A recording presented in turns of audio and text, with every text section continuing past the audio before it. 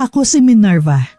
Bata pa lang ako noon ay marami na nagsasabi na may kabit ang papa ko. Pero hindi ako naniniwala. Dahil hindi ko naman yun nakikita. Hindi naman dinadala ni papa ang kabit niya sa bahay namin. Hindi ko rin naman nakikita na nag-aaway sina mama at papa tungkol sa kabit ni papa. Kaya ang alam ko ay wala talaga.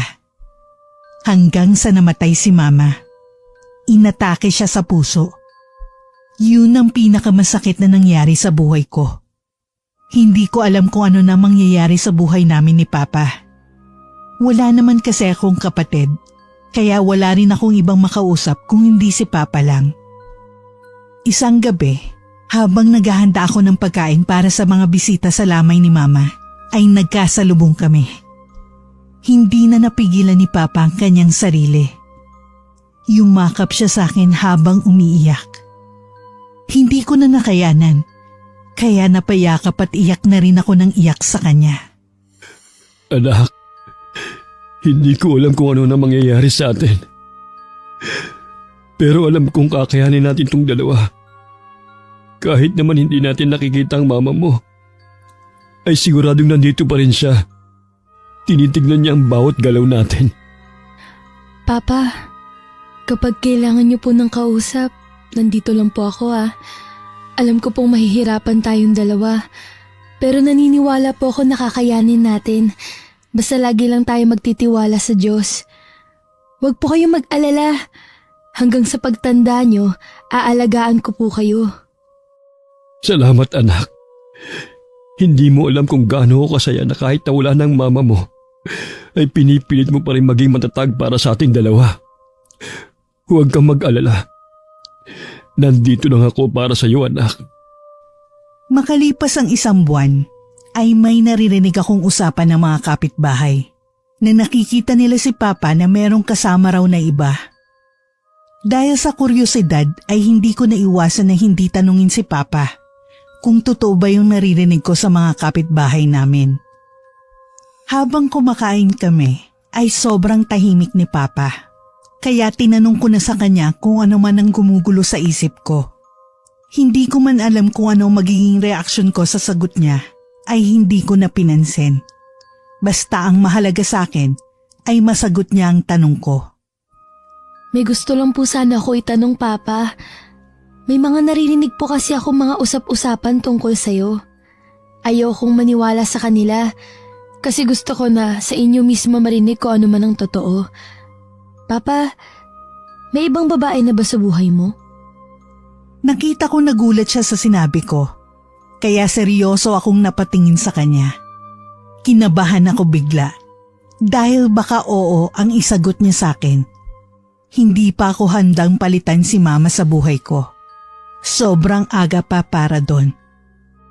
Ano ka ba naman? Wala Alam mo namang hindi ko kayang gawin yan sa mama mo. Abay, kawawala pa lang niya May kapalit na kagad siya sa buhay natin. Anak baka multuhin naman ako nun. Saka, teka, kanino mo ba narinig yan? Sabihin mo sa akin para makausap ko. Wala akong oras para sa mga taong nagkakalat ang hindi totoo. Papa, okay na po. Importante naman po sa akin na nasagot niyo ang tanong ko. Huwag niyo na po alamin kung sino pa ang nagsabi sa akin. Baka mas lalo pong gumulo kapag sinabi ko sa inyo Maraming salamat sa pagsagot sa akin, Papa ha. Saka kapag meron ka ng mahal, pwede mo namang sabihin sa akin 3 buwan pa lang pagkatapos nung pag-uusap namin ni Papa, ay may pinakilala siya sa akin, si Tita Hana. Sa tansya ko ay kaedad lang siya ni Papa. Ang sabi sa akin ni Papa ay kaibigan nila yon ni Mama dati. Hindi ko naman siya binigyan ng pansin dahil kaibigan lang naman daw. Pagka-uwi ko sa bahay, ay nakita ko may inaayos silang dalawa sa may kusina. Mukhang nagluluto sila. Base sa pagkakarinig ko, ay tinuturuan ni Tita Hana si Papa sa kanyang pagluluto. Minerva, anak, may gusto sana akong ipakilala sa'yo. Si Tita Hana. Paminsan-minsan ay paglulutuan niya tayo ng ulam. Tulad ng ginagawa dati ni Mama sa atin noon. Ayos lang naman sa'yo yun, di ba anak? Ay talaga po ba? Buti naman po kung ganun. Maganda po yan. Sa wakas matitikman ko ng niluluto ni Mama noon. Hello po, Tita Hana. Salamat po at naisipan niyo kaming lutuan ni Papa. Ngumiti naman sa akin si Tita Hana. Sa ngiti niya ay nararamdaman ko naman na mabait siyang tao. Maaga pa para sabihin, pero mukhang mabait naman siya. Hello, Minerva. Naku, walang anuman. Noon pa man, hilig ko na talaga ang magluto. Nagtatrabaho kasi ako sa kantin sa bayan dati. Sabi ng tatay mo, namimiss mo na raw na may magluto para sa inyo. Kaya sinabi niya sa akin na kung pwede nga raw lutuan ko kayo. Pumayag naman ako agad. Pero kapag hindi masarap ang luto ko, sabihin mo sa akin, ha? Ha? Ako ba talaga nagsabi na ipagluto mo kami? Ikaw kaya nagpresenta para sa sarili mo dyan. Nagkukwento lang naman ako ng mga nangyayari sa amin ng anak ko eh. Hindi ko naman akalain na sasabihin mong ipagluluto mo kami. Napansin kong nagkakaasaran sila, kaya napatingin ako ng matagal sa kanila. Napansin yata nila na nakatingin ako sa kanila, kaya tumigil sila sa asaran nila. Pagkatapos magluto ni Tita Hana, ay nagpaalam na agad siya sa amin. Akala ko nga ay sasabay siya sa aming dalawa ni Papa. Naghanda pa naman ako ng plato para sa kanya. Minerva, Onyok, aalis na ako ha. Sana magustuhan niyo ang ulam na niluto ko para sa inyo. Huwag kayong mag-alala, kapag may oras ulit ako, dadaan ako dito sa inyo para ipagluto ko kayo. Lalo ka na, Minerva. Kapag hindi masarap, sabihin mo sa papa mo ha, para pagbalik ko, aayusin ko na ang luto ko. Oo naman po, Tita Hana. Sigurado naman po akong masarap to. Amoy palang ulam na eh. Sigurado magpapaluto po ulit ako sa inyo sa susunod. Bumalik lang po kayo rito kapag may oras po kayo. Salamat Hana. Hindi mo alam kung gaano ako saya ngayon. Tiyak na masaya ang asawa ko ngayon. Dahil alam niyang may nag-iintindi sa amin ni Minerva ngayon. Huwag ka mag-alala. Sasabihan naman kita kapag may gustong ipaluto sa iyo ang anak ko eh. Ayaw ko mambigyan ng kahulugan ng ginagawa nila ni Papa ay hindi ko maiwasan. Dahil doon ay dinerecho ko na si Papa. Kung ano ba niya si Tita Hana. Sabi ko ayos lang naman sa akin kung girlfriend na niya yon. Papa, grabe ang tinginan niyo ni Tita Hana. Talaga bang magkaibigan lang kayo? O kaibigan mo na siya? Ayos lang naman sa akin kung ano man ang isagot mo. Alam ko naman kasi na kailangan mo rin ng kasama sa buhay eh. Anak, hiyang ka na naman eh. Kung ano man ang naiisip mo, wala yun ha. Mabait lang talaga si Tita Hana mo sa atin. Maging masaya ka na lang para sa atin. Dahil kahit na wala ng mama mo, may nagmamalasakit pa rin sa atin. Bihira lang ang ganong klaseng kaibigan, anak. Papa, sinasabi ko lang naman po. Mukhang single naman po si Tita Hana. Kaya bagay po kayong dalawa. Basta kapag nalaman mo sa iyong sarili na gusto mo na siya, sabihin mo rin sa akin ha. Kapag masaya ka naman, masaya na rin ako para sa iyo eh. Simula noon ay hindi ko na hinalungkat pa kay Papa ang pagkakaroon niya ng relasyon kay Tita Hana. Natatakot kasi ako na baka sa sobrang pangungulit ko sa kanya ay magalit na siya sa akin. Baka lalo pa siyang hindi magkwento sa akin kapag nagkataon. Pauwi na ako noon ng aming bahay nang marinig kong nag-uusap sina Tita Hana at Papa. Hindi muna ako pumasok sa bahay dahil ayoko namang maistorbo kung ano man ang pinag-uusapan nila. Nakinig lang ako sa may bintana noon. Hana, ayoko mang sabihin pa kay Minerva kung ano talagang meron sa atin. Ay parang sumasakit na ang puso ko. Dahil nagsisinungaling ako sa anak ko. Hindi pa ba natin pwedeng sabihin sa kanyang totoo? Kasi sabi naman niya sa akin eh, tanggap naman daw niya kung sakaling sabihin ko sa kanya na tayo na. Onyok, ayoko namang mabigla ang bata sa atin. Kamamatay lang ng asawa mo. Oras na malaman niyang tayo na, ay baka lumayo ang loob ng anak mo sa'yo. Ayaw ko nun. Kayo na lang dalawa ang meron ng isa't isa. Dagdag lang ako sa pagmamahal, pero iba naman ang pagmamahal ng mag-ama. Yun nga rin ang kinakatakot ko eh. Baka sinasabi lang niya sa akin na ayos lang ang lahat kung malaman niyang tayo. Pero sa laman naman ng puso niya ay hindi. Tama ka. Hindi pa nga siguro oras na malaman niyang katotohanan sa atin dalawa. Dahil sa narinig ko ay hindi ko na nakayanan pa. Pumasok na ako sa loob ng bahay namin para kausapin silang dalawa. Kitang-kita ko naman na gulat sila sa pagbukas ko ng pinto. Anak, kanina ka pa ba dyan? Hindi mo naman sinabi sa akin na maaga kang uuwi, anak. Narinig mo ba ang pinag-uusapan namin ng tita Hana mo? Opo, Papa. Narinig ko po ang pinag-usapan nyo. Bakit hindi nyo na lang po inamin sa akin agad na kayo pala ni Tita Hana? Ilang beses na po ako nagtatanong sa inyo Hanggang kailan nyo po balak itago sa akin yan? Minerva, gusto na talagang sabihin sa'yo ng papa mo ang totoo. Ako lang talaga itong pumipigil sa kanya.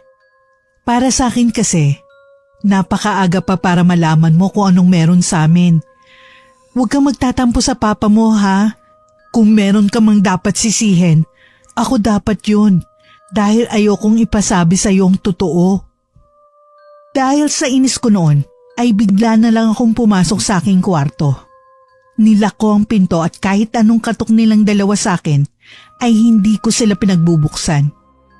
Iyak na lang ako ng iyak noon. Minerva, ayos ka lang ba? Pasensya ka na sa amin ng papa mo kung tinago man namin at hindi sinabi agad. Sana mapatawad mo kami, lalo na ang papa mo. Gusto ka lang namin protektahan, Minerva. Oo, anak. Sana mapatawad mo kami. Nandito na kami sa labas, ha? Kapag maayos ka na, sabihan mo lang ako.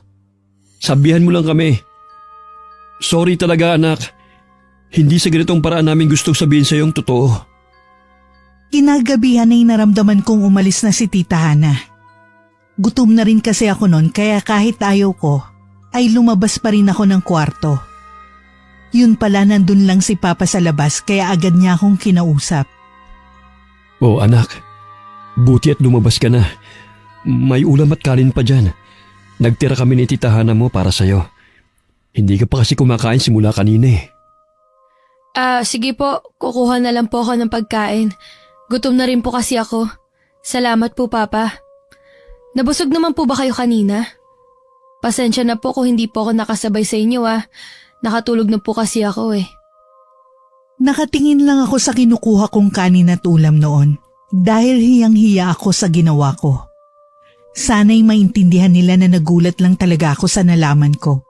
At hindi naman yun sa ayaw kong maging masaya si Papa kay Tita Hana. Anak, pwede ba tayo mag-usap pagkatapos mong kumain? May mga gusto lang sana akong sabihin sa'yo. Yun ay kung ayos lang sa'yo. Kung hindi ka pa naman okay na pag-usapan natin yon, ayos lang naman din sa akin. Hindi kita pipilitin. Dahil naiintindihan ko naman ang nararamdaman mo. Opo. Ayos lang naman po sa akin. Mamaya po, pagkatapos kong kumain, mag-uusap po tayo sa kwarto ko. Maghuhugas lang din po ako ng pinggan. Tatawagin ko na lang po kayo kapag okay na po ako. Sige anak, papasok muna ako sa loob ng kwarto, medyo inaantok ako eh. Gisingin mo na lang ako kapag tapos ka na dyan ha. Alam mo naman na mabilis akong magising. Isang tapik mo lang. Pagkatapos ko nga maghugas ng plato ay ginising ko na siya. Pumasok kami sa kwarto ko. Noong una ay tahimik pa kaming dalawa, pero binasag din niya ang katahimikan na yon. Anak, kung ano man ang narinig mo sa amin ng tita Hana mo, ay pagpasensyahan mo na, ha? Sasabihin naman talaga namin sa iyo eh, pero naunahan lang talaga kami ng takot. Kung gusto mo, hihiwalayan ko na siya kung ayaw mo sa kanya. Naiintindihan ko naman kung yun ang sasabihin mo sa akin. Papa naman, hindi po tayo aabot sa ganun. Kaya lang naman po sumama ang loob ko sa inyo dahil hindi po kayo nagsabi ng totoo sa akin. Kahit ilang beses ko na po kayong tinanong tungkol doon. Huwag niyo po siya hiwalayin dahil sa akin. Kung masaya po kayo sa kanya, hayaan niyo na lang po. Masaya din po ako para sa inyo. Talaga anak? Hindi ka galit sa akin? Naku, maraming salamat anak ha. Salamat dahil naiintindihan mo na talagang kailangan ko lang ng kasama sa buhay. Kaya nandyan si Tita Hana sa buhay natin. Pagkatapos ng ilang buwan ay sa bahay na nga namin tumira si Tita Hana. Ako pa nga ang pumilit sa kanilang dalawa na gawin yon dahil nakita kong hirap na silang dalawa sa kanilang sitwasyon kapag hindi sila magkasama. Sa pamamalagi ni Tita Hana ay masasabi ko namang sobrang maalaga siya sa amin ni Papa. Masaya nga ako dahil sumasama din naman siya sa amin kapag dumadalaw kami sa puntod ni Mama. Kinakausap niya rin si Mama kapag dumadalaw kami ron. Hello April, kumusta ka na? Alam mo ba, kahapon nagluto ako ng pansit para kay Minerva at Onyok. Natuwa naman ako at nagustuhan nila. Kaya ito, nagdala kami ngayon. Sabi ni Onyok, paborito mo raw to. Mahal kong April, sana masaya ka para sa amin ni Minerva. Alam kong pinadala mo si Hana para tumingin sa amin dalawa. Masasabi ko namang nagagawa niyang lahat ng makakaya niya para sa amin. Nagiging ina naman siya kay Minerva, kaya minahal ko siya lalo. Habang sinasabi yun ni Papa kay Mama, ay may kung anong masakit akong nararamdaman sa aking puso. Masakit pala kapag naririnig mo na may ibang minamahal na ang tatay mo. At wala kang magawa dahil patay na naman ang mama mo. Pag uwi namin galing sa simenteryo, ay tinulungan kong maghain si Tita Hana. Pupunta pa raw kasi si Papa sa kaibigan niya kaya kami na lang ni Tita Hana ang naiwan sa bahay. Babalik na lang daw siya kapag tapos na ang pag-uusap nila nung kaibigan niya. Dahil nga iniisip ko pa rin yung nangyari sa simenteryo ay hindi ko napansing nakatulala na pala ako habang tinutulungan si Tita Hana. Napansin niya yon kaya agad niya akong tinawag. Minerva, ayos ka lang ba? Napansin ko kasi na nakatulala ka dyan. Mukhang malalim ang iniisip mo. May maitutulong ba ako? Magsabi ka lang sa akin ha? Huwag kang mahihiya sa akin. Wala naman po. Naisip ko lang kanina habang nasa sementeryo tayo. Iba na nga talagang mahal ni Papa. Medyo masakit lang po sa akin, pero ganun po siguro talaga. Dahil sa sinabi ko ay natahimik si Tita Hana. Palagay ko ay nahiya siya. Dahil siya na ang kasama ni Papa sa buhay ngayon. Ilang minuto pa ay nagkaroon na siya ng lakas ng loob para sumagot. Pasensya ka na Minerva kung naririnig mo sa Papa mo ang mga ganong bagay ha. Hayaan mo. Sasabihan ko siya na wag na masyadong magsalita tungkol sa amin para hindi ka na masaktan pa. Makulit kasi kung minsan ang Papa mo eh. Naku, Tita Hana. Ayos lang naman po sa akin. Sadya sigurong hindi po ako sanay sa ngayon. Pero masasanay din po ako pagdating ng panahon. Hiling ko po na patuloy niyo lang mahalin ng Papa ko. Masaya po ako kapag masaya siya. Naku, maraming salamat ha. Talagang ang pinalaki ka ni April at Onyok na puno ng pagmamahal sa kapwa. Ang ibang anak kasi kung minsan, hindi maiintindihan na kailangan din ng magulang nila ang pagmamahal. Pagmamahal na hindi galing sa anak, kundi kasama sa buhay. Pagkatapos ng pag-uusap naming yon, ay nakita ko mas naging malapit sila Papa at Tita Hana sa isa't isa. Pero hindi pa rin naman nila pinapakita sa mga kapitbahay namin kung ano talaga ang meron sa kanila. Alam kasi nila na napakaraming tsismosa sa paligid at ayaw nilang makarinig sila ng kung ano-ano tungkol sa kanila. Isang gabi, kinausap ko si Tita Hana dahil may hiniling akong malaking pabor sa kanya. Talagang tsumempo ako na wala si Papa dahil hindi pa naman niya alam itong sekreto ko. Takot pa akong magsabi kay Papa kaya kay Tita Hana muna. Tutal malapit na naman kami sa isa't isa. Tita Hana, ayos lang po ba kung makausap ko kayo tungkol sa isang sekreto? Hiling ko po sana na kahit ano pong mangyari, huwag niyong sasabihin to kay Papa. Hindi pa po kasi niya alam to at ayaw ko pong malaman niya. Hindi po kasi oras. Ayos lang naman. Ano ba yon Minerva? Sige. Pangako ko sa'yo na kahit anong mangyari, hindi ko sasabihin kay Papa mo ang sasabihin mo sa akin ngayon. Kung may mga bagay kang hindi masabi sa kanya, pwede mo naman sabihin sa akin. Isa yun sa mga trabaho ko at masaya akong makikinig sa'yo, Minerva. May boyfriend na po kasi ako, Tita Hana. 1 buwan na po kami at sabi niya, gusto daw niya na pumunta dito sa bahay para makilala niya si Papa. Kaso, kilala ko po si Papa. Sigurado ako na hindi niya ako papayagan sa gustong mangyari ng boyfriend ko. Tita Hana, pakitulungan naman po ko. Paano ko po ba madadala ang boyfriend ko rito nang hindi nalalaman ni Papa? Nagulat si Tita Hana nun sa sinabi ko. Pero nakita kong nag-isip talaga siya ng paraan para madala ko si Simon sa bahay. Agad niya akong pinaupo sa sala. Para mag-isip kaming dalawa kung ano bang gagawin namin. Aba, dalaga ka na nga talaga at may boyfriend ka na pala. Alam mo, wala namang masama ron dahil normal lang sa ganyang edad ang umibig. Pero naiintindihan ko rin naman kung bakit natatakot ka sa papa mo. Tama lang na sa akin ka lumapit. O sige, sa Lunes naman maraming gagawin ng papa mo. At ako naman maiiwan dito. Kaya ako na lang ang titingin sa inyo na nobyo mo. Sige po, Tita Hana. Papapuntahin ko po siya sa Lunes para makilala niyo siya. Alam ko naman po na may oras din kung saan magkikita sila ng nobyo ko. Sa ngayon, kayo po muna ang kumausap sa kanya. Sa tingin ko, mas magiging magaan kung ikaw po muna makakausap niya kaysa kay Papa. Sige, masaya ako na makikilala ko ang nobyo mo. Huwag kang mag-alala. Magiging maayos ang unang pagkikita namin yan.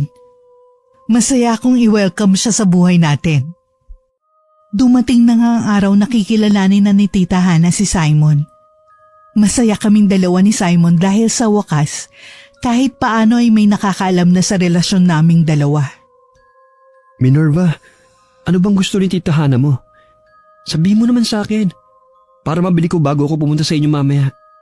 Nakakaya naman kasi kung wala akong dala sa inyo. Unang punta ko yon. Naku, ano ka ba? Pwede namang wala ka nang dalhin sa bahay namin. Sarili mo na lang ang dalhin mo, mainam pa. Mabait naman si Tita Hana eh. Ano ka ba? Hindi pwede yun. Sige, ako na lang ang bahalang maghanap kung anong dadalhin ko sa bahay nyo.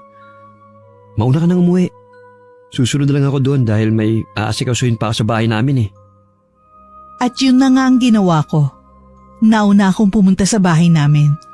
Pagdating ko naman ay naghihintay na rin si Tita Hana. Akala niya siguro ay kasama ko na si Simon. Agad niyang tinanong sa akin kung nasa ng nobyo ko. Oh, nasa ng nobyo mo? Akala ko ba kasama mo na siya ngayon? Naghanda pa naman ako ng tanghalian para sabay na tayong tatlo na kumain. Hindi na ba siya tutuloy sa pagpunta rito ngayon? Pupunta pa rin naman po siya, Tita Hana. Sadyang hindi lang siya sumama pa sa akin ngayon dahil may aasikasuhin pa raw siya sa bahay nila. Hintayin na lang po natin siya. Siguro naman maya-maya lang nandito na po siya. Hindi pa rin naman po masasayang luto niyo, Tita Hana. Maigi naman kung ganon. Akala ko kasi talaga hindi na matutuloy ang pagpapakilala mo sa kanya sa akin eh. Sige, hintayin na lang natin siya rito. Tama ka, baka nga mamaya nandito na yon. Pagkatapos ng halos 1 oras na paghihintay ay dumating na nga si Simon. May dala siyang cake.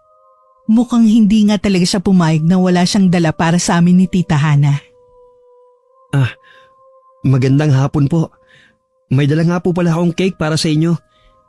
Sabi po kasi sa akin, yan daw po ang pinakamasarap na cake sa bayan. Kaya yan po ang binili ko. Sana po magustuhan nyo, Tita. Ay nako, nag-abala ka pa talaga. Hindi mo naman kailangan magdala pa ng ganyan. Pero salamat ha. Mamaya kakainin namin yan. Pakilapag na lang yan sa lamesa. At yun na nga ang ginawa ni Simon. Pagkatapos nun ay umupo na siya sa silid kainan. Nakahanda na rin kasi ang plato namin. Kaya inalok na kami ni Tita Hana na kumain. Una pa lang ay masasabi kong masaya silang dalawa sa kwentuhan nila. Aba, 1 buwan na pala kayo ni Minerva, no? Kumusta naman ang inyong relasyon? Siguro nasa estado pa kayo kung saan mahal niyo ang isa't isa, no? Ganyan kasi talaga sa umpisa eh. Basta ang payo ko sa inyo, mag-enjoy lang kayo sa inyong relasyon. Bata pa naman kayo eh. Oo naman po. Masaya po kami sa isa't isa. Saka, alam naman po namin ang bata pa kami kaya tama po kayo. Dapat i-enjoy lang po namin kung anong meron kami ngayon. Darating naman po ang araw para sa amin eh. Sa tingin ko naman maayos kang bata eh. Sana makilala mo ang tatay ni Minerva. Sigurado naman ako na magiging maayos kayo noon. Pero naiintindihan ko naman kung hindi ka pa handa na makilala si Onyok. Sa susunod na lang na pagbisita mo siguro. Nagkwentuhan pa sila ng kung ano-ano. Masaya akong makita na okay si Simon kay Tita Hana. Pero mas masaya siguro kung si Mama talaga ang kausap niya. Hanggang sa nagpaalam na nga si Simon sa amin. Hinatid ko siya sa may pinto. Sige po, Tita Hana. Mauna na po ako at hapon na po pala. Sa sobrang sarap ng kwentuhan po natin, hindi ko na malayan ng oras. Mag-iingat po kayo ha. Sa susunod po, sana makilala ko na po si Tito Onyok. Bye Minerva. Alis na ako ha. Sige Simon. Salamat sa pagdalaw ha. Sa susunod ulit, sisiguruhin ko na makikilala mo si Onyok. Mag-iingat ka, iho. Salamat din pala sa dala mong cake ha. Tama nga sila, masarap nga yun. Makalipas ang ilang linggo, ay napansin kong parang wala ng panahon si Papa para sa akin. Parati na lang sila ang magkasama ni Tita Hana. Noong una ay hindi ko pinapansin yon. Pero nung hindi ko na makayanan, ay sinabi ko na kay Simon ang nararamdaman ko. Alam mo ba, napapansin ko ngayon kay Papa na medyo hindi na niya ako napapansin dahil lagi na sila magkasama ni Tita Hana. Minsan nga nakikita na sila ng ibang kapitbahay namin pero parang wala na silang pakialam eh. Dati naman gusto nilang tagong-tagong ang relasyon nila dahil ayaw nilang pagchismisan sila. Pero ngayon ganyan na sila. Hayaan mo na. Baka gano'n na talaga sila ngayon. Dahil matagal na ang relasyon nila. Sabi mo nga, hindi ba? Mabait naman si Tita Hana eh. Kaya alam mong maaalagaan niyang mabuti si Tito Onyok. Ganun lang yun. Huwag ka mag-isip ng masama sa kanya. Kasi mabuti naman siya sa'yo at sa papa mo, di ba? Tama ka naman. Siguro sanay lang ako na nasa akin ang buong atensyon ni Papa noon. Kaya may selos akong nararamdaman ngayon. Sana mawala na to. Kasi ayaw ko rin namang may maramdaman na ganito kay Tita Hana. Sinigurado naman sa akin ni Simon na hindi dapat ako mag-alala. Dahil maayos naman talaga si Tita Hana para kay Papa. Kaya naisip ko na baka nga nagsiselos lang talaga ako sa atensyon na binibigay ni Papa sa kanya. Isang araw ay sinabi sa akin ni Simon na ipapakilala raw niya ako sa Lola Sinaida niya. Dahil siya nga raw ay pinakilala ko kay Tita Hana. Oras naman daw para siya ang bumawi sa aming dalawa. Oo nga pala Minerva. May oras ka ba sa linggo? Mga hapon sana. Gusto ko lang sanang ipakilala sa iyo ang Lola Sinaida ko. Noon kasi, ako ang pinakilala mo kay Tita Hana. Siguro naman ngayon, pwedeng ako naman ang may pakilala sa iyo. Hala, bakit parang kinabahan naman ako dyan sa sinabi mo? Naku, hindi ba siya mataray? Baka kasi hindi niya ako magustuhan para sa iyo eh. Natatakot lang ako. Ha? Ano ka ba naman? Mabait si Lola Sinaida. Kahit mukhang seryoso sa buhay yon, suportado naman niya ako sa mga taong gusto kong mahalin. Ako lang kasi ang apo niyang lalaki. Kaya paborito niya ako sa lahat ng apo niya. Nang sabihin sa akin yun ni Simon, ay pumayag na rin ako. Gusto ko rin naman talaga makilala ang kanyang kapamilya. May tiwala naman ako kay Simon, alam kong nasa likod ko lang siya. Kung sakali man na may mangyari na hindi ka nais-nais sa pagkikita namin ng lola niya. Dumating na nga ang araw kung saan nakilala ko na si Lola Sinaida. Tama si Simon. Seryoso nga ang mukha ng kanyang lola. Hindi ko tuloy naiwasan na hindi matakot sa kanya kahit konti. Lalo pa akong natakot nung makita ko ang paligid ng bahay ni Lola Zenaida. Kulang na lang ay tanong ko kay Simon kung mangkukulam ba ang lola niya. Dahil sa dami ng bagay sa bahay nito na parang ginagamit ng mangkukulam.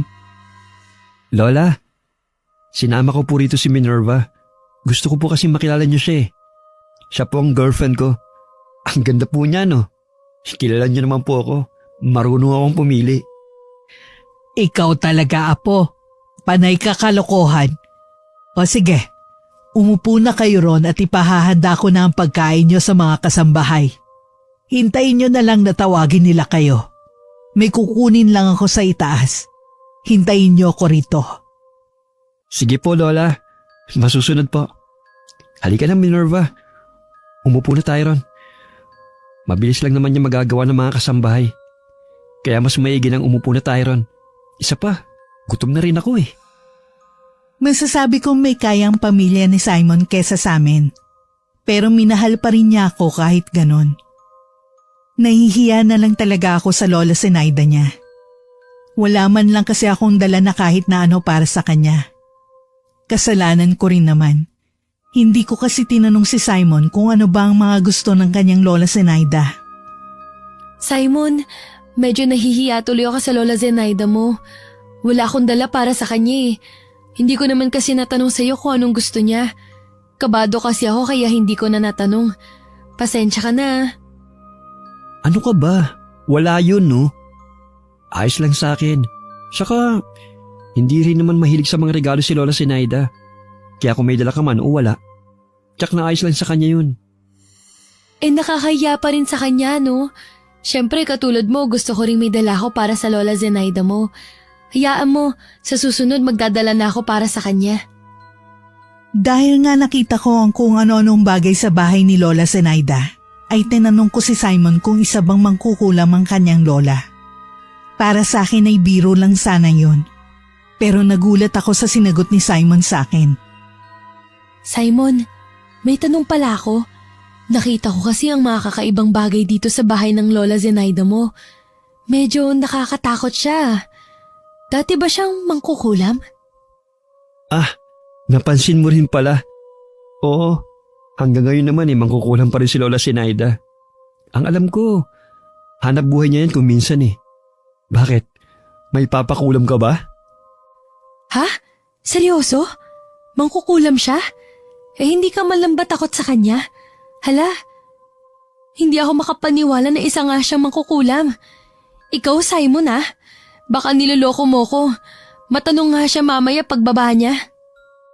Sa sobrang hindi ako makapaniwala noon, ay muli kong tinanong si Lola Zenaida nung bumaba siya mula sa kanyang kwarto. Seryoso naman niya akong sinagot noon, kaya doon ay naniwala na ako. Kahit takot ay mas nangibabaw ang tuwa dahil napatunayan ko sa sarili ko na may isa pala talagang mangkukulam. Lola Zenaida, alam ko po nakakakilala niyo lang po sa akin, pero may gusto lang po akong itanong sa inyo. Sabi po kasi ni Simon na isa kayong mangkukulam. Totoo po ba yun? Oo, iha.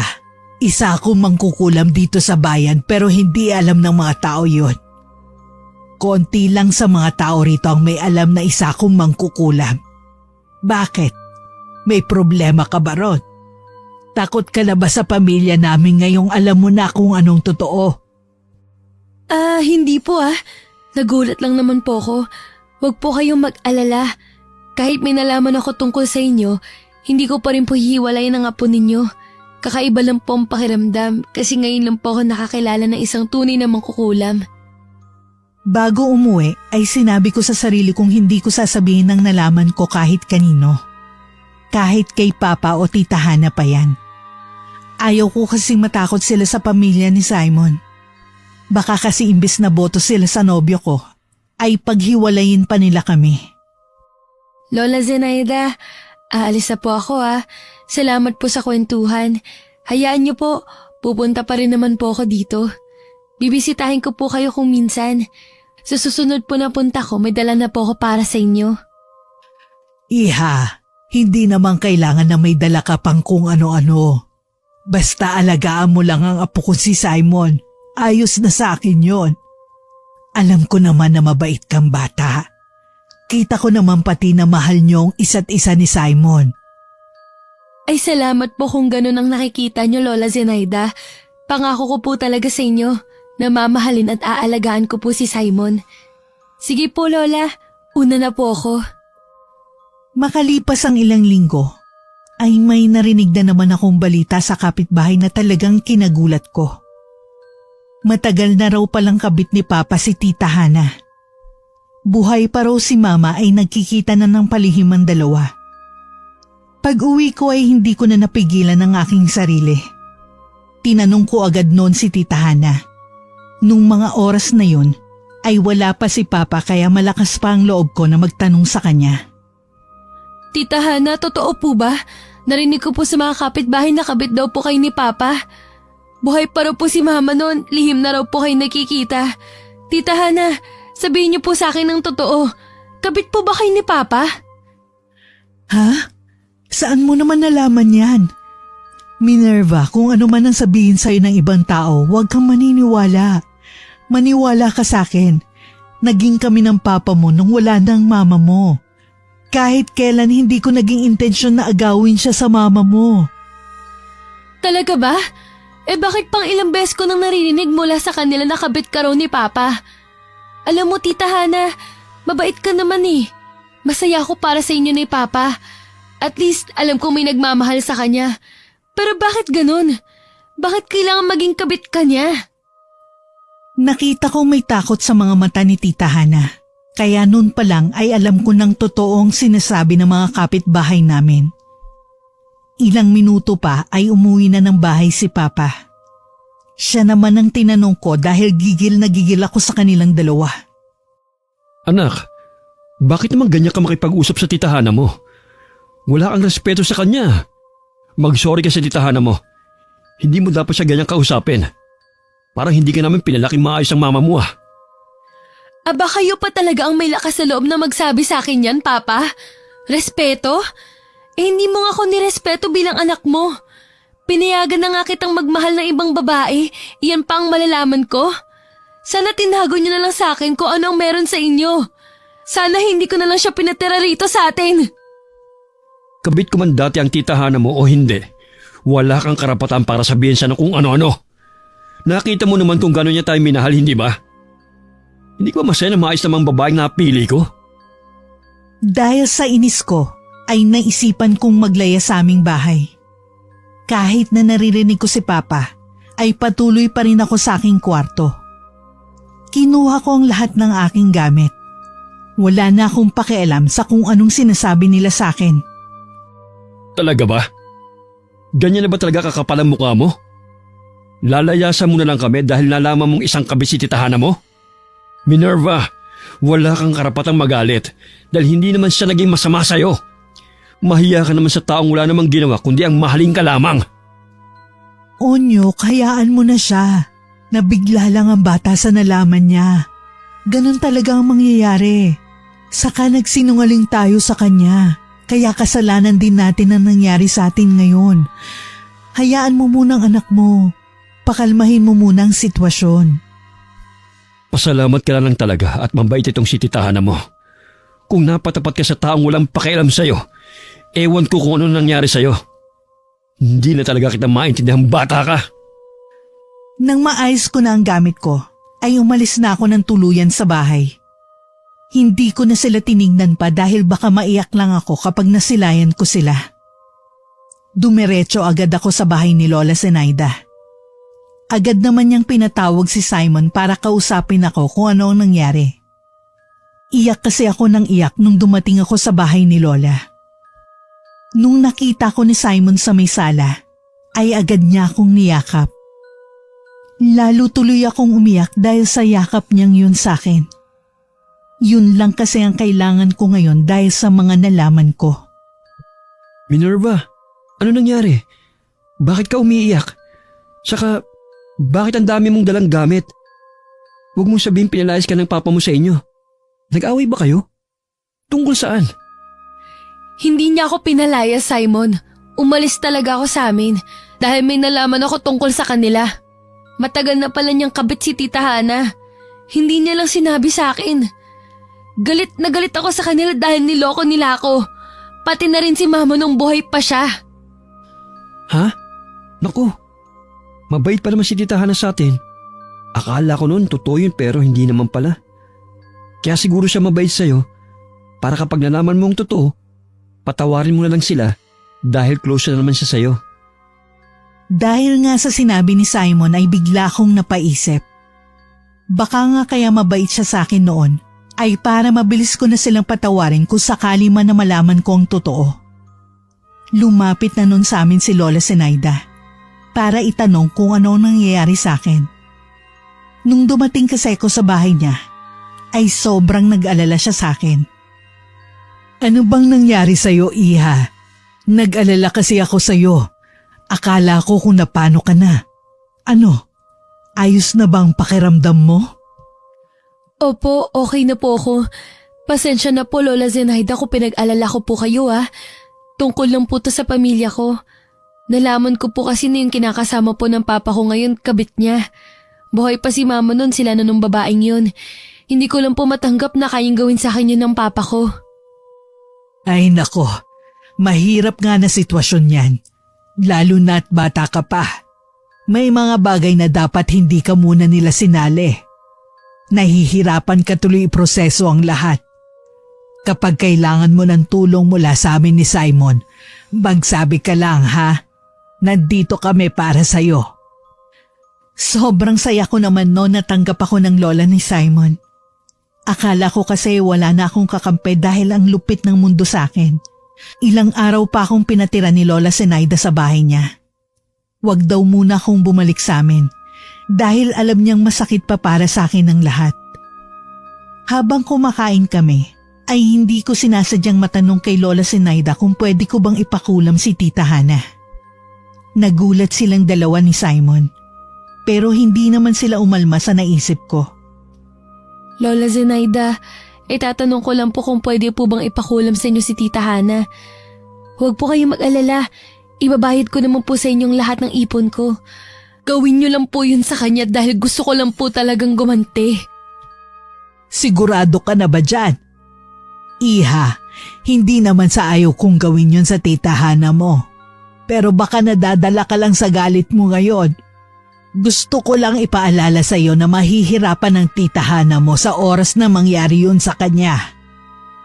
Pag-isipan mo muna mabuti, Minerva. Alam ko naman na isang magaling namang kukulam si Lola Zenaida ko. At masaya rin ako na may tiwala ka sa kanya, na kaya niyang gawin yan. Pero baka pagdating ng araw mahirapan ka. Alalahanin mo, mabait pa rin naman sa'yo si Tita Hana. Hindi naman siguro kailangan dumating pa kayo sa ganito. Oo, alam ko sa sarili ko na sobrang aking pasasalamat sa kanya. Dahil minahal niya kami ni Papa. Pero hindi mabubura noon ang katotohanan na kabit siya ni Papa. Kahit anong bait niya sa akin, ay hindi nun mabubura ang panloloko nila kay Mama. Pinatuloy ko pa rin kay Lola Zenaida ang kulam. Pumasok kami sa isang kwarto kung saan ginagawa ang lahat ng orasyon. Kami lang dalawa ang nandun. Nilabas ko ang picture ni Tita Hana at inabot ko yun kay Lola Zenaida. Pagkatapos nun ay inumpisahan na niya ang orasyon. Pagkatapos ng orasyon na ginawa niya ay kinausap niya ako. Kailangan ko raw umuwi sa amin dahil oras na malaman nilang kinulam si Tita Hana at wala ako ron ay tsak na akong pagbibintangan ng mga yon. Minerva, alam kong galit ka pa sa pamilya mo ngayon pero sa tingin ko, makakabuti kung umuwi ka muna sa inyo. Oras kasi na malaman nilang kinulam ang Tita Hana mo at wala ka roon. Tiyak na ikaw agad ang magiging salarin nila. Ayaw mo naman siguro nun, hindi ba? Huwag po kayo mag-alala. Iyon din po kasi yung balak ko Hindi dahil sa ako ang magiging salarin nila, pero dahil sa ayaw ko na po maging pabigat dito sa inyo. Opo, mahal niyo po akong dalawa ni Simon. At kita ko po yun. Pero kung minsan nahihiya na lang din po ako Ay, ano ka ba naman? Hindi ka dapat mahiya, Iha. Welcome na welcome ka rito sa bahay ko kahit anong oras. Kahit kailan hindi ka magiging pabigat sa amin. Lagi mong tatandaan yan. Napangiti na lang ako dahil sa sinabi ni Lola Zenaida sa akin. Pati rin naman sila ay mahalaga na sa akin. Hindi na yun magbabago kahit pa malaman ni Papa na ang lola ni Simon ang kumulam sa kabit niya. Ilang araw lang ay umuwi na nga ako sa amin. Tuwang-tuwa nun si Tita Hana, pero si Papa ay galit na galit. Tiningnan ko agad kung tumalab na ba ang kulam sa kanya. May iilan na siyang sugat noon, pero hindi niya pa yata napapansin. Buti at umuwi ka na, Minerva. Ang akala ko talaga hindi ka na babalik rito sa atin Salamat naman sa Diyos na nakapag-isip-isip ka na. Alam kong mahirap pa rin na patawarin mo kami sa ginawa namin ng papa mo. Pero pangako ko sa'yo, na gagawin ko ang lahat para bumalik ang dati nating relasyon. Ano bang akala mo? Umuwi ako para sa inyo? Pwes, para sabihin sa'yo na pag-isip-isip ko na kung may aalis man sa bahay na to, ikaw yon. Ikaw ang kabit, hindi ba? May bahay ka naman, di ba? Bakit hindi ka nalang doon manirahan? Mukhang narinig ni Papa ang usapan namin ni Tita Hana. Papasok kasi siya ng bahay noon. Galit na galit siya sa akin. Noon pa nga lang daw ako umuwi, ay may gana pa akong sabihan ng ganun ang kabit niya. Minerva, ano ba naman yan? Ilang beses ko bang sasabihin sa'yo na huwag mong pagsasalita ng ganyan ng Tita Hana mo, hindi ba? Hindi na ba talaga ba ibabalik ang respeto mo sa kanya? Kahit man lang sana bilang tao, maibigay mo yun sa Tita Hana mo. Papa, para lang malaman mo, hindi ko na kailanman ibabalik pang respeto ko sa kanya. Iniisip ko pala na siya ang sumira sa pamilya natin, talagang nawala na yun. Kung pwede nga lang na hindi kami magkita rito sa bahay, gagawin ko eh. Sasampalin sana ako ni Papa noon pero inawat siya ni Tita Hana. Hindi ko alam kung ano mararamdaman ko noon. Hindi ko lubos maisip na kaya kong saktan ng sarili kong ama. Onyok, ano ba naman? Hindi na nga kayo okay ng anak mo, palalalain mo pa ang sitwasyon. Kahit naman anong mangyari, anak mo pa rin siya. Yun ang lagi mong iisipin. Pumasok ka na nga sa kwarto, doon ka magpalamig. Pumasok na nga si Papa sa kwarto pero bago niya gawin yun, ay tinignan niya muna ako ng masama. Dahil sa inis ko, ay may nasabi na naman ako kay Tita Hana. At akala mo naman okay na ako sa'yo dahil sa ginawa mo? Tita Hana, nakaukit na sa puso ko ang sakit na ginawa ninyo ni Papa. Huwag ka nang umasta na isa kang mabait na kabit dahil walang ganun sa mundo. Lahat ng kabit sumisira ng pamilya. Naiintindihan ko na ganyan ang tingin mo sa akin ngayon. Pero maniwala ka man o hindi, hindi ko talaga ginusto na masira ang pamilya ninyo. Minahal ko lang talaga ang papa mo noon. Hindi ba kapag nagmahal ka, hindi naman mali yun? Anong hindi mali? Paano hindi mali? May asawa si Papa. Buti sana ko iniwan kami ni Mama eh. Matatanggap ko pa. Pero sa pagkakaalala ko kasi masaya sila at nagmamahalan. Alam mo ko ako sa'yo, umalis ka na lang dito sa bahay. Dahil kahit kailan, hindi ako magiging masaya para sa inyo ni Papa. Hapon na nga noon, nagulat ako nang makitang nag-iimpake na nga si Tita Hana ng kanyang gamit. Talaga palang gagawin niya ang sinabi ko. Siguro para na rin matapos ang lahat ng gulo naming dalawa, ay binigay na niya ang gusto ko. Nasa kwarto lang ako noon, pero kitang-kita ko kung paanong nagmakaawa si Papa sa kanya.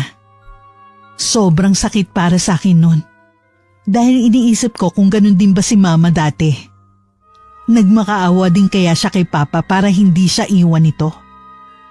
Mahal ko, ayos lang naman tayo, hindi ba? Kung gusto mong ayusin ko ang pakikitungo ko, Minerva, yun ang gagawin ko.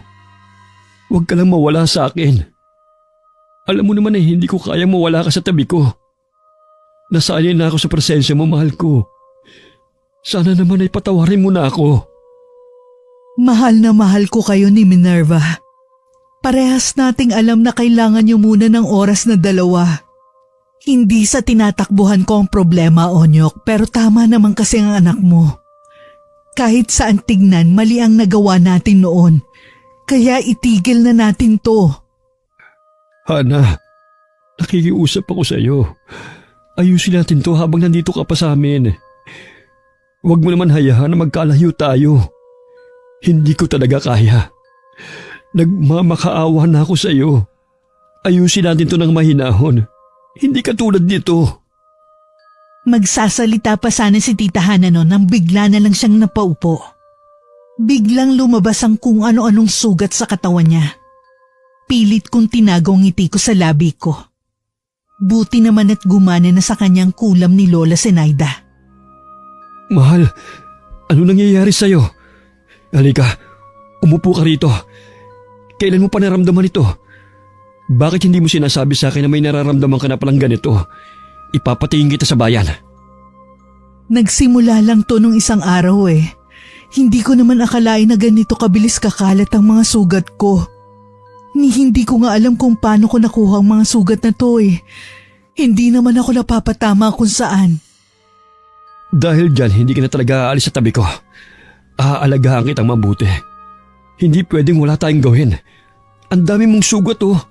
Minerva! Minerva! Ano pa bang tinatayo-tayo mo dyan? Kumuha ka nga ng pamunas doon. Ikuha mo na rin ako ng maligamgam na tubig. Kailangan kong punasan ng mga sugat ang titahana mo. Buong gabi ay yun lang ang ginawa ni Papa. May nilagay pa siya sa mga sugat ni Tita Hana para raw gumaling ito. Sa bawat pahid ni Papa ay nadadagdagan ng sugat ng kabit niya. Kaya hindi na nila maintindihan ang nangyayari. Ako naman ay tahimik lang sa kwarto. Hanggat maaari ay ayoko silang tulungan doon. Dumaan ang ilang araw ay nahihirapan na ring huminga si Tita Hana dahil sa dami ng sugat sa kanyang katawan at mukha. Hindi na nga siya makilala dahil sa sobrang dami nun. Kahit nahirap na siya ay wala pa rin akong pakialam sa kanya. Kahit nagkakagulo na sila ni Papa sa bahay, ay nagagawa ko pang umalis at pumunta kung saan-saan. Isang hapon, habang ako'y nasa kwarto, ay narinig kong pinag-uusapan nila na dadalhin ng araw ni Papa si Tita Hana sa isang magaling na albularyo sa lugar namin. Mahal, ano kaya kung dalhin kita sa albularyo? Hindi kasi malaman ng doktor ang sakit mo eh. Baka kapag dinala kita kay Manong Telmo, magkaroon ng lunas ang sakit mong yan. Isipin mo, bigla ka na lang kasi nagkaroon ng kung ano-anong galos. Posible kaya na may nangkulam sa'yo? Ikaw ang bahala. Hindi ko alam kung ano nangyayari sa akin. Baka nga nakulam na ako. Pero kung may kumulam man sa akin, sino naman kaya yun? Ay nako, sigurado ako na isa sa mga tsismosa nating kapitbahay na tutol sa relasyon natin. Huwag ka mag-alala, ipapagamot kita kay Manong Telmo. Sigurado ako na kayang-kaya kanyang pagalingin. Ang hindi nila alam ay nasa loob lang ng bahay ang taong nagpakulam kay Tita Hana. Pagkatapos ng mga gawaing bahay, ay agad akong pumunta sa bahay ni Lola Zenaida para ibalita sa kanya na gumana ang kulam na ginawa niya para kay Tita Hana. Wala naman si Simon nun sa bahay ng kanyang lola dahil may gagawin siyang importante sa kanila. Lola Zenaida, gusto ko lang pong sabihin sa inyo na gumana na ang kulam kay Tita Hana. Sobrang pangit na niya ngayon. Hindi na nga siya makahinga dahil sa nangyari sa kanya eh. Ang saya-saya lang makita na ganun siya. Mabuti naman kung ganun. Pero matanong lang kita, Iha. Wala ka bang balak na bawiin ang ginawa natin sa kanya? Ang balita ko naman kasi mabait naman daw sa'yo yung babae. Sabi pa ni Simon sa akin, may pinagsamahan naman daw kayo noon. Aminado naman po ako na meron talaga kaming pinagsamahan ni Tita Hana. Kaso nagbago po ang lahat ng yun nung nalaman kong kabit pala siya ng papa ko. Sa ngayon po wala pa sa puso ko ang pagpapatawad para sa kanila ni Papa. Tumangutango na lang sa akin si Lola Zenaida. Sa tingin ko ay hindi na lang niya pinilit pa na sabihin kung ano talaga ang nararamdaman niya. Baka inintindi na lang ako nung matanda dahil alam niyang galit pa ako sa papa ko at sa kabit niya. Nang umuwi ako sa amin, ay nagulat na lang ako dahil wala pa si Papa sa bahay. Si Tita Hana lang ang nandun. Hirap na ang kanyang itsura. Dahil galit nga ako, ay dinaanan ko lang siya. Kahit na narinig ko pang sinabi niya na kailangan niya ng tulong. Minerva, baka pwede mo naman akong tulungan na makainom ng tubig. Uhaw na kasi ko kanina pa. Hindi pa rin kasi umuwi ang papa mo, hindi ko alam kung saan siya nagpunta. Ang sabi niya, sandali lang siya. Kung nauuhaw ka, hintayin mo na lang na bumalik si Papa. Kahit naman anong sabihin mo sa akin dyan, hindi talaga kita tutulungan. Magsasayang ka lang ng laway mo. Papasok na ako sa loob, mauhaw ka dyan. Papasok na sana ako ng kwarto ko noon nang biglang sumagot si Tita Hana sa akin. Hindi ako humarap sa kanya noon dahil baka lalo lang sumabog ang galit ko sa kanya. Ganyan ka na ba talaga sa akin, Minerva? Wala na ba talagang kahit konting pagmamahal para sa akin dyan sa puso mo? Hindi ko na kasi alam kung paano ko pa ipaparamdam sa'yo na nagsisisi na ako sa nagawa namin ng papa mo. Wala naman na akong magagawa dahil nangyari na ang nangyari. Kaya nga inaayos na lang namin ang lahat. Kasi bumabawi kami sa nagawa namin, hindi ba? Umiiyak na siya nun pero hindi pa rin ako naaawa sa kanya. Sa sobrang galit ko ay nasabi ko na kay Tita Hana ang totoo. Na ako ang nagpakulam sa kanya. Wala nang natira sa mabait kong puso noon. Alam mo kung bakit? Bata pa lang kasi ako, madami na ang nagsasabi sa akin na may kabit nga raw ang papa ko. Pero hindi ako naniwala noon. Ilang beses ko na rin tinanong si papa ko ano kanya pero hindi pa rin niya sinabi ang totoo sa akin. Kung sinabi niya naman sa akin ang totoo, hindi ka sana ganyan ngayon. Hindi sana kita pinakulam. Gulat na gulat ang itsura ni Tita Hana noon. Hindi niya siguro inakala na akong may gawa nun sa kanya. Halos 1 minuto siyang natahimik. Nakatingin lang siya sa akin. Pagkalipas ng ilang minuto, ay dumating na si Papa sa bahay. Kasama niya si Manong Telmo. Ang sinasabi nilang magaling daw na albularyo sa lugar namin. Mahal, nandito na si Manong Telmo. Malalaman na natin kung kinulam ka ba o hindi. Konting tiis na lang ha. Pinapangako ko sa'yo na magiging okay din ang lahat. Kumapit ka lang mahal ko, ha? Yun na nga. Nalaman na ni Papa na akong nagpakulam kay Tita Hana. May kakayahan kasi si Manong Telmo kung saan malalaman niya kung sino ang nangkulam at sino nagpakulam dun sa tao. Napagaling naman ni Manong Telmo si Tita Hana pagkatapos nun. Nawala na ang mga sugat sa katawan niya at bumalik na rin ang lakas ni Tita Hana. Dahil sa nalaman, ay napaiyak na lang si Papa. Siguro ay dahil hindi siya makapaniwala na akong may gawa nun. Mahinahon niya akong kinausap. Nagulat nga ako dahil buong akala ko ay sisigawan niya ako dahil sa ginawa ko. Ikaw? Anak, bakit? Hindi talaga ako makapaniwala na ikaw may gawa nito. Oo, alam ko may galit ka sa amin ng Tita Hana mo. Pero hindi ko maiisip na darating tayo sa punto kung saan kailangan mong ipakulam ang taong mahal ko. Nagawa ko lang naman yun dahil nagpatong-patong na ang sakit na nararanasan ko. Una, namatay si Mama. Pangalawa, nagmahal ka ng iba. At pangatlo, tinago mo pa sa akin na kabit mo pala siya. Wala naman akong ginawa kundi intindihin ka lang naman, di ba? Mas iniisip kita dahil ikaw ang nawalan ng asawa. Tapos malalaman ko na kabit mo pala siya? Ang sakit kaya? Tuloy-tuloy lang si Papa sa pag-iyak sa harapan ko noon. Siguro ay naiintindihan na niya kung saan ako nanggagaling. Hindi ko na naiwasan noon ng luha na pumatak sa aking mga mata. Ako anak, ako ang may kasalanan ng lahat. Kung hindi ko siguro niloko ang mama mo noon, hindi ganito nangyari sa atin tatlo ngayon. Patawarin mo sana ako anak. Hindi ko man lang inisip ang mararamdaman ng mama mo noon. Hindi pa ako nakontento.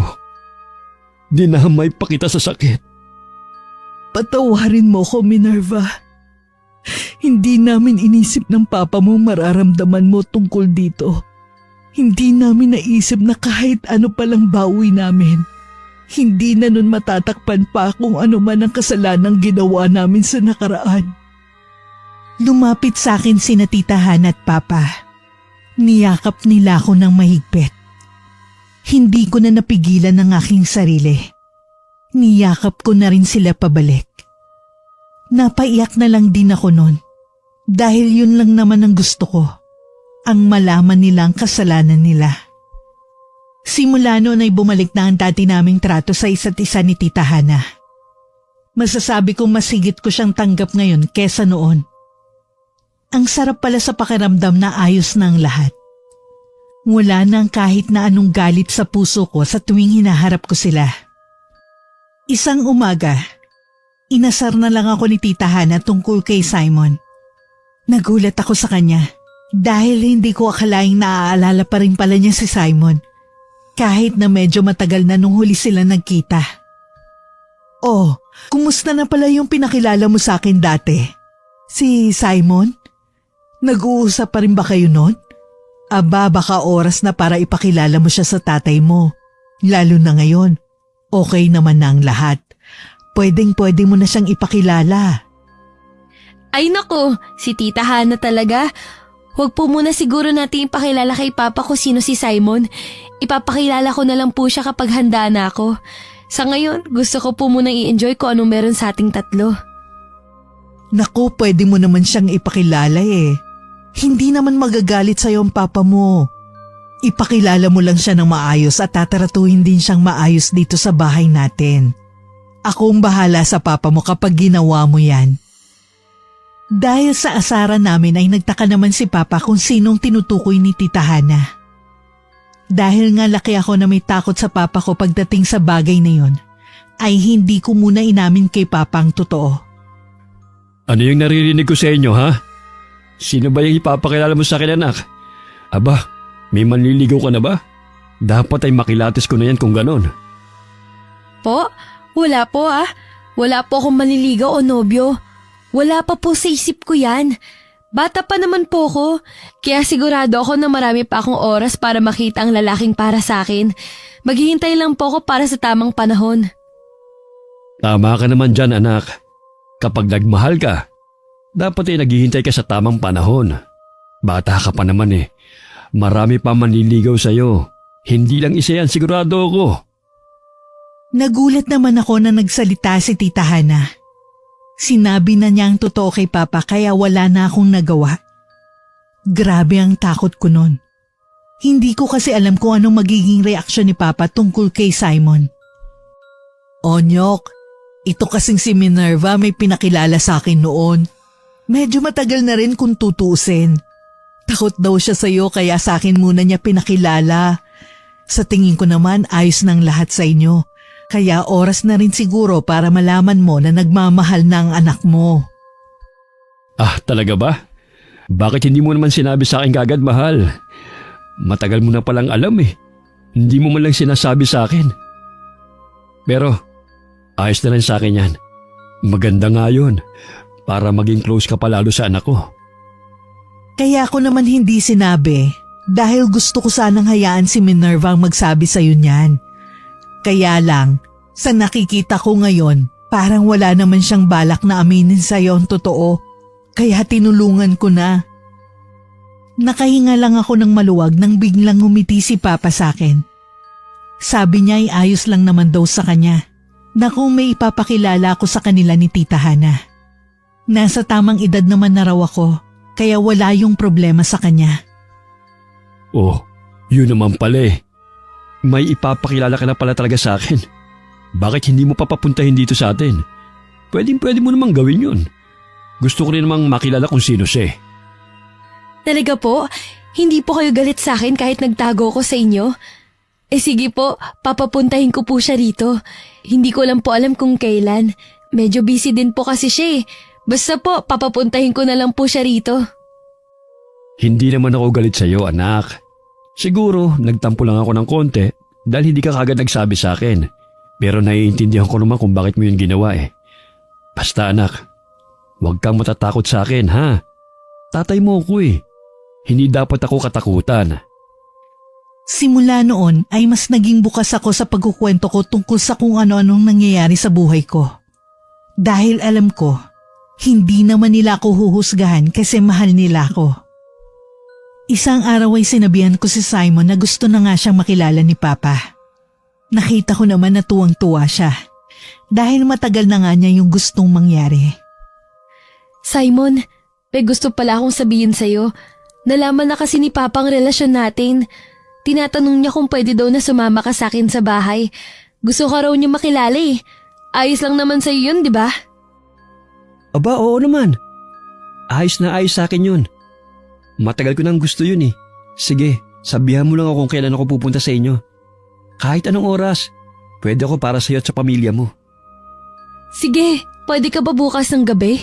Magluluto kasi si Tita Hana ng masarap na ulam eh. Gusto niya rin daw ipatikim sa iyo yun. Kaya kung pwede, bukas ng gabi ka pumunta. At yun na nga, kinabukasan ay pumunta na si Simon sa bahay.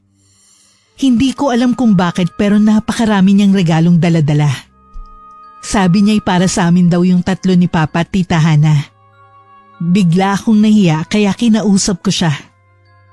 Simon, bakit naman ganun? Ang dami mo namang yatang dala para sa akin. Ano bang sabi ko sa'yo? Di ba ayaw ko niyan? Nakakahiya. Ang dami mo yatang ginastos para sa akin eh. Naku, kapag nalaman niya ni Lola Zenaida, lagot ako ron. Ha? Ano ka ba naman? Ayos lang yun, no? Minsan lang naman yan eh. Kaya hayaan mo na. Saka, hindi naman magagalit si Lola Zenaida sa'yo. Baka nga mas madami pa siyang ibigay sa'yo kapag nalaman niyang ito lang ang mga dinadala kong regalo sa'yo eh. Eh nakakahiya pa rin. Sana huli na tong pagre-regalo mo sa akin ng ganyang karami ah. Hindi naman sa ayaw ko sa mga binibigay mo sa akin. Ayaw ko lang na gumagastos ka ng malaki. Ipunin mo na lang yan para sa sarili mo. Mas ikakasaya ko pa yun. Ilang minuto pa'y umupo na nga si Papa at Tita Hana sa silid kainan.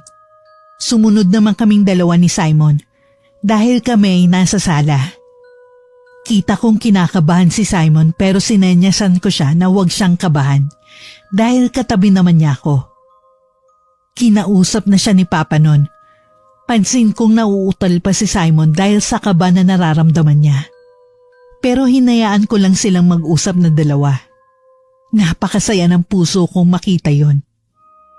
Oh, balita ko dinala ka na raw pala ni Minerva dito sa bahay namin noon ah. Natakot lang talaga ang anak ko kaya hindi tayo nagkakilala. Buti ngayon medyo nagbago na yon. Kinagagala kita makilala, iho. Ah, matagal ko na nga pong sinasabi kay Minerva na gusto ko po kayo makilala eh. Kaya lang, kinakabahan po siya sa magiging reaksyon nyo. Kaya natagalan po ang pagdalaw ko sa inyo rito. Nako, simula ngayon, pwede ka nang pumunta rito. Lagi namang nandito si Hana kaya may tao rito sa bahay kahit anong oras ka pumunta. Huwag kang mag-alala kay Minerva. Ako ang bahala sa anak ko. Gusto kitang papuntahin dito dahil gusto pa kitang makilala. Dahil naririnig ko na kung ano-ano na ang kanilang pinag-uusapan tungkol sa akin, kaya kahit nag-uusap pa sila ay sumabat na ako. Baka kasi kung ano pa ang makwento nila sa isa't isa. Papa, baka kung ano pong naikwento niyo sa kanya. Paalala ko lang, ako po ang anak ninyo at hindi siya. Dahan-dahan naman po kayo sa pagkakwento. Anak, ayos lang yon kung pagkwentuhan ka namin. Mas maigi nga yun dahil nakikilala ka pa niya ng lubusan dahil sa kwento ko sa kanya. Isa pa, ayaw mo ba noon? Okay na kami ng nobyo mo? Aba, hindi lahat ng tatay katulad ko, anak. Minerva, ayos lang naman sa akin kung gano'n si Tito Onyok eh.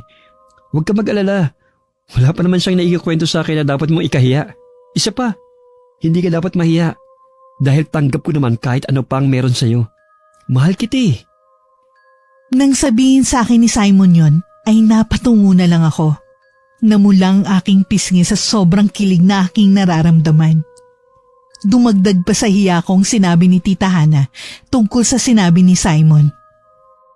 Ay, ang sweet naman ng sinabi mo kay Minerva. Alam mo, sana lahat ng lalaki ganyan. Dahil dyan, botong-boto na ako sa'yo. Kung noon natutuwa lang ako sa'yo, ngayon sa'yo na talaga ang boto ko, iho. Naku, marami pong salamat, Tita Hana. Tulad po ng pangako ko sa inyo noon. Aalagaan ko pong mabuti si Minerva. Lalo na po ngayon, nakilala ko na si Tito Onyok. Kaya hindi ko po sasayangin yung tiwalang ibinibigay niyo po sa akin. Sige, kumain na tayo at baka lumamig na itong niluto ni Tita Hana mo para sa atin. Minerva, sandukan mo na ng ulam si Simon para matikman naman niya yung niluto ni Tita Hana mo. Sana masarapan ka, iho.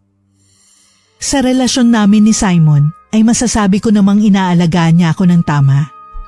Kasi kung hindi, ay hindi naman kami tatagal ng ganito.